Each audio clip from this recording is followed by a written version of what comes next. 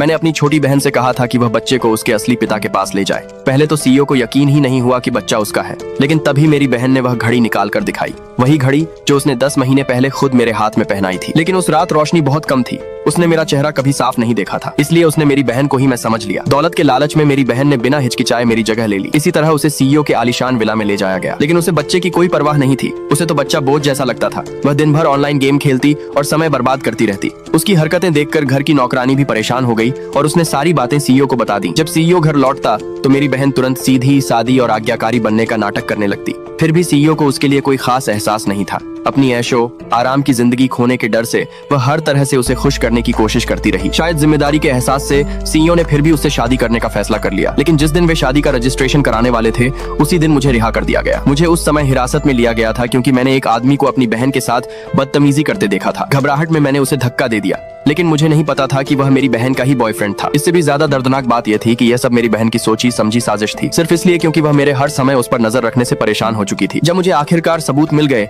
तब मुझे एहसास हुआ कि मैं इतने सालों से कितनी मूर्ख बनी हुई थी। गुस्से में मैं उससे जवाब मांगने पहुंची। मुझे देखते ही वह घबरा गई। उसके पास खड़े सीईओ ने पूछा, यह कौन है? सच सामने आने के डर से मेरी बहन ने तुरंत झूठ बोल दिया, यह नई नैनी है जिसे मैंने अभी काम पर रखा है। फिर वह मुझे एक तरफ ले गई, रोने लगी और मुझसे विनती करने लगी कि मैं उसका साथ दूं। मेरा दिल फिर पिघल गया और मैंने एक बार फिर उस पर भरोसा कर लिया। लेकिन तभी सीईओ ने शादी के रजिस्ट्रेशन से पहले मेडिकल चेकअप कराने का सुझाव दिया। यह सुनते ही मेरी बहन के होश उड़ गए, क्योंकि उसने कभी किसी बच्चे को जन्म ही नहीं दिया था। जब सब लोग रिपोर्ट का इंतजार कर रहे थे तभी नौकरानी ने देखा कि मेरा बच्चा असामान्य रूप से गहरी नींद में सो रहा है। बच्चे के पास कुछ नींद लाने वाली कैंडियां भी पड़ी थी। तुरंत सबका शक मुझ पर चला गया और ठीक उसी समय मेडिकल रिपोर्ट भी आ गई। झूठ और धोखे का यह जाल अब टूटने वाला था और सच्चाई सबके सामने आने ही वाली थी।